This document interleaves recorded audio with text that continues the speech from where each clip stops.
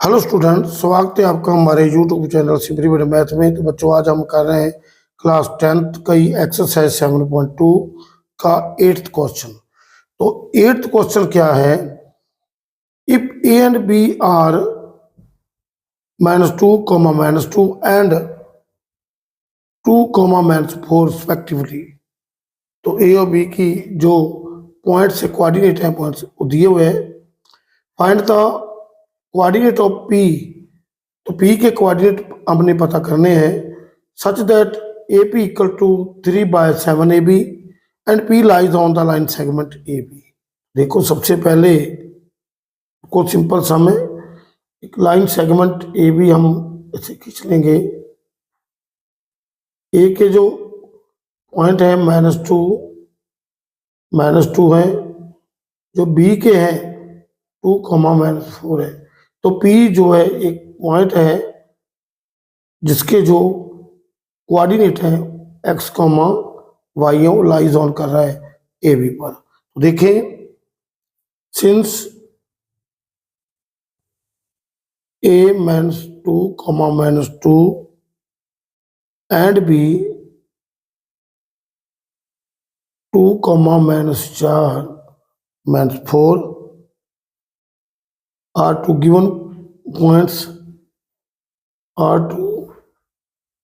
Given points and P X Y, जो point है उसके कोऑर्डिनेट एक्स वाई है, is on the line segment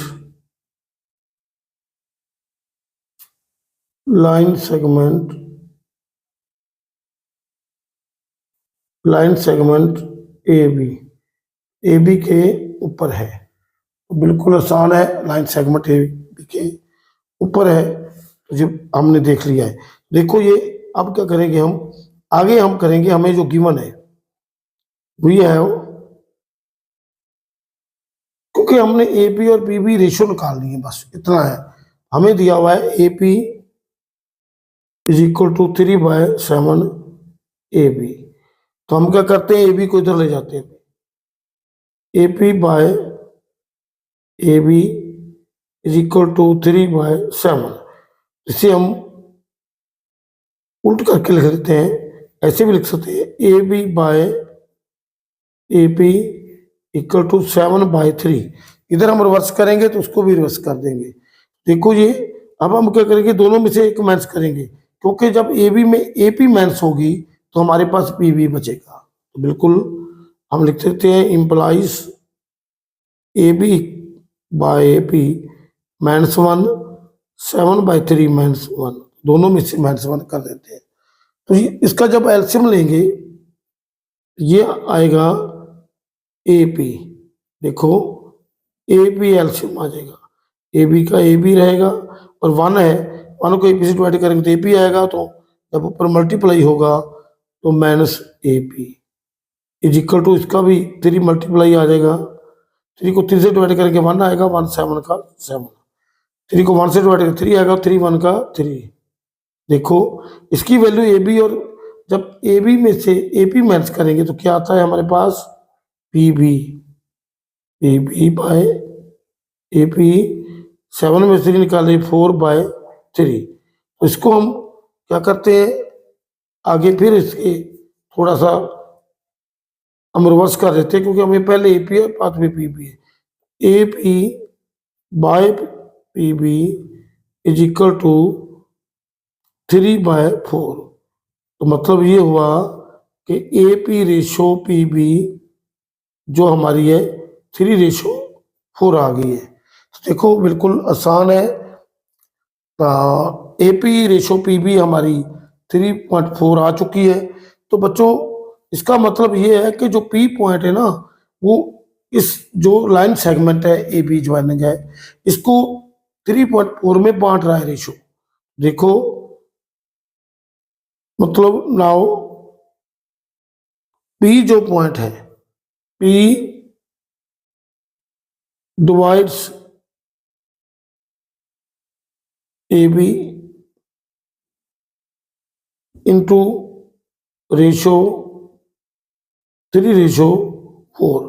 तो इसका मतलब ये हुआ कि इसको 3:4 में ये बांट रहा है, 3:4 है। तो हमने एक्स के पॉइंट निकालने हैं तो सेक्शन फार्मूला यूज करेंगे, बस बिल्कुल सिंपल है। इधर ये जाएगा, ये इधर आएगा। तो देखो ये हम देखते हैं कि ये जो M1 इसको बोल सकते हैं, ये M2 है, इसको लिख भी सकते हैं स्टेटमेंट को सभी। ये देखें तो हमारे पास जो नाउ लिख लेते हैं हम। अगर आप देखिए x1 की वैल्यू -2 है, y1 भी -2 है, तो x2 की वैल्यू 2 है और y2 की वैल्यू जो हमारे पास -4 है। तो देखो इसके साथ हमने M1 को निकाला है 3 और M2 हमारे पास 4 है। तो हमने निकालना है x और y। तो using section formula, using section formula, sectional formula. तो सेक्शन फार्मूला जब यूज करेंगे तो क्या होगा, हमारे पास x की वैल्यू निकालने के लिए हम निकालते हैं M1 x2 M2 और x1 M2 x1। ये वो M2 x1 तो हमारा जो पेन था इसमें शायद खत्म हो गई थी, तो क्या है बच्चों ऐसा हो जाता है कई बार। तो ये आगे इसकी वैल्यू पुट करते हैं। M1 जो है हमारे पास 3 है, तो x2 की वैल्यू हमारे पास 2 है प्लस, अब हमारे पास जो M2 की वैल्यू है वो 4 है और x2 की वैल्यू x1 की वैल्यू -2 है। तो देखो अब हमारे पास ये 3 + 4 आ गया है। देखो 6 आएगा और ये -8 आ जाएगा और 7, ये -2/7 आ गया हमारा। 8 में 6 निकालेंगे तो -2 बचेगा। अब y निकालना है हमने, तो M1 y2 होगा, M2 y1 होगा, M1 + M2। तो M1 की वैल्यू हमारे पास 3 है और y2 की वैल्यू -4 है। तो M2 की वैल्यू 4 है और y1 की वैल्यू -2 है। देखो बिल्कुल आसान नजर आ रहा है। 3 + 4, देखो ऐसे हम करते हैं -12 और -8/7, तो -20/7। तो देखो P के पॉइंट हमारे पास आ गए हैं। P हमारे पास आ गया है, एक तो x की वैल्यू तो -2/7 है और -20/7। तो ये P के जिसके पॉइंट हमने निकालने थे वो हमने पॉइंट निकाल लिए हैं। तो देखो P जो है वो जो डिवाइड करता है, क्वाड्रेट ऑफ P जो है डिवाइड कर रहा है इसको, उसके क्वाड्रेट हमने निकाल लिए हैं। तो देखो आगे बच्चों हम आगे क्वेश्चन करते हैं, क्वेश्चन नंबर 9। क्वेश्चन नंबर 9 की जो स्टेटमेंट है वो इधर देखते हैं क्या है। क्वेश्चन नंबर 9 की स्टेटमेंट जो नजर आ रही है वो है find the coordinates of the points. उस पॉइंट के कोऑर्डिनेट हमने निकालने हैं which divide the line segment joining A B into 4 equal parts. बिल्कुल आसान क्वेश्चन है। जो ए बी हमारी लाइन सेगमेंट है, देखो ये ए बी लाइन सेगमेंट है। ए बी, ए के पॉइंट हमारे पास है -2, 2 और बी के पॉइंट है हमारे पास 2, 8। तो बिल्कुल आसान है। इसको जो ये ए बी है और इसको जो 3 पॉइंट जो इसको 4 इक्वल पार्ट्स में बांटेंगे, इसको मूलते मान लेते ये हमारा P1 है और ये P2 है और P3 है। तो ये देखो ये P3 है। तो इसका मतलब ये हुआ कि हम लिखेंगे late P1, P2 and P3 be the points be the points which divides the line, which divides the line segment AB। AB को क्या करते हैं, in equal parts, line segment AB into 4 equal parts, 4 equal parts. तो 4 equal parts में इसको बांट रहे हैं। इसका मतलब हम लिख सकते हैं कि जो AP1 है, मतलब इसका है AP1 equal to P1 P2 equal to P2 P3 is equal to P3 B। तो ऐसे लिख सकते हैं हम। ये सभी पार्ट जो 4 इक्वल पार्ट है, इसको हमने लिख लिया है। तो देखिए जो इनका P2 है, AB का मिड पॉइंट है। देखो बिल्कुल आसान तरीका है, ऐसे तरीके से हम सॉल्व करेंगे, सिंपल तरीके से। सिंस जो P2 जो है हमारा, वो divides the line segment P2 divides the line segment AB into 2 equal parts, 2 equal parts में बांट रहा है। तो फिर क्या हुआ, quadrant of P2 mid point होंगे। तो देखो मिड पॉइंट ऑफ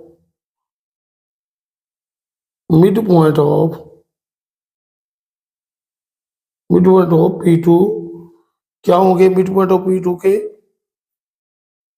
बिल्कुल आसान है जी। मिड पॉइंट P2 आर्स ये बन जाएंगे, एक तो हमारा ये बनेगा मिड पॉइंट, एक्स को एक्स से मिलाते हैं बाय 2, और दूसरा जो है मिड पॉइंट निकालने का ये तरीका है x1 x2 bye 2 y1 y2 bye 2 8/2। देखो जी जब हम इसको काट लेंगे तो क्या बनेगा, मतलब 2/2 निकालेंगे तो 0, 0/2 10/2 2/2 5।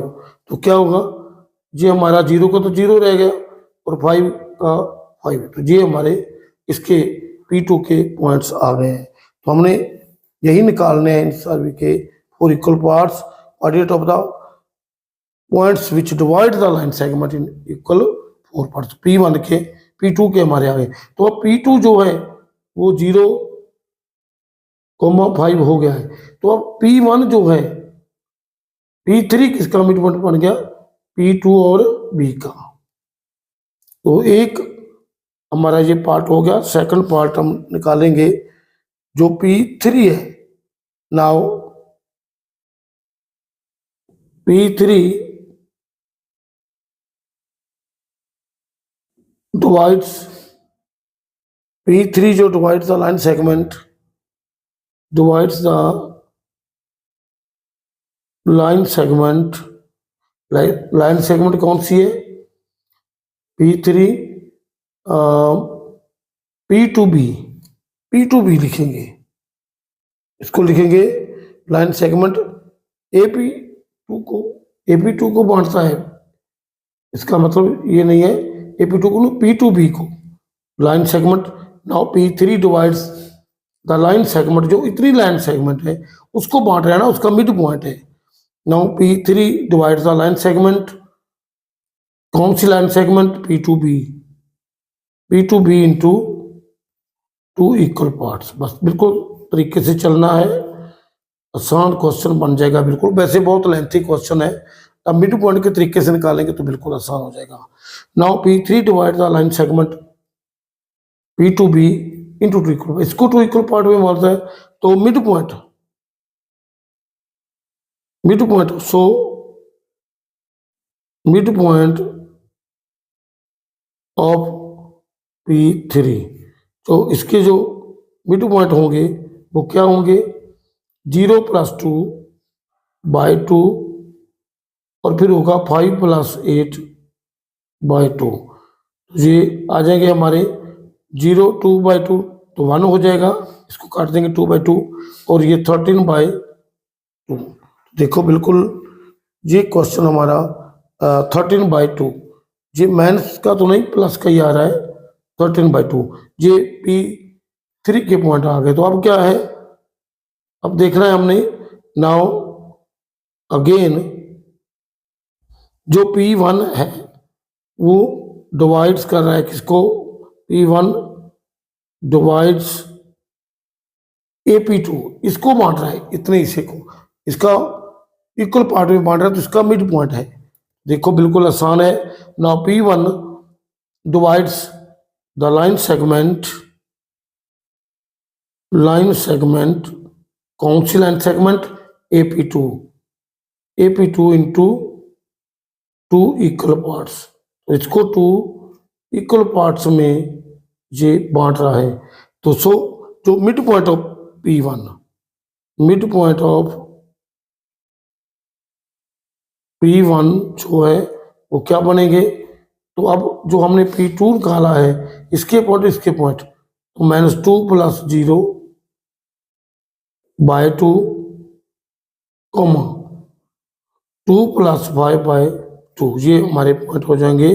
देखो क्या बनेगा, -2 जब 2 से कट जाएगी तो -1 आ जाएगी, और उधर 5 2 प्लस होगी तो 7/2। देखो ये सभी पॉइंट हमारे आ चुके हैं। तो कोऑर्डिनेट्स ऑफ सभी पॉइंट के हमारे आ गए हैं। कोऑर्डिनेट ऑफ P1 के आ गए हैं, ये आंसर है। P3 के आ गए हैं और P2 के आ गए। तो इन सभी जो इसको 4 इक्वल पार्ट्स में पॉइंट बांट रहे हैं उन सभी के हमने कोऑर्डिनेट निकाल रहे हैं। तो बच्चों ये क्वेश्चन हमारा बिल्कुल आसान सॉल्व हो गया है। जितना काफ़ी लेंथी, अगर दूसरे तरीके से हम करेंगे ना तो फिर बहुत लेंथी हो जाएगा। तो अब ये क्वेश्चन हमारा सॉल्व होता है और आगे चलते हैं, करते हैं इस एक्सरसाइज का लास्ट क्वेश्चन, 10th क्वेश्चन। तो देखो 10th क्वेश्चन में क्या है, ये बिल्कुल आसान क्वेश्चन है। जो 10th क्वेश्चन है तो ये तो बिल्कुल आसान एक फार्मूला ही है। तो क्या बोल रहा है, find the area of rhombus. तो area of rhombus if it vertices are 3, 0, 4, 5, -1, 4 and -2, -1 इसके वर्सेस है। तो ये ऑर्डर में लिए गए हैं। तो इसका क्या एरिया होता है, सबसे पहले हमें पता है कि एरिया ऑफ रोम्बस होता है, अगर इनके दो डायगोनल को मल्टीप्लाई 1/2 से कर दें तो वो एरिया ऑफ रोम्बस आ जाता है। वो हिंट भी इस क्वेश्चन में दिया है, लेकिन पेपर में हो सकता है वो हिंट दे ना दे, लेकिन आपको याद रखना होगा। तो देखो इसका हम आंसर क्या करेंगे, लेट ए, इसको नाम रख लेंगे लेट ए 3, 0, बी 4, 5, सी, तो सी हमारा पॉइंट जो है वो -1, 4 एंड जो डी है वो -2, -1 बी द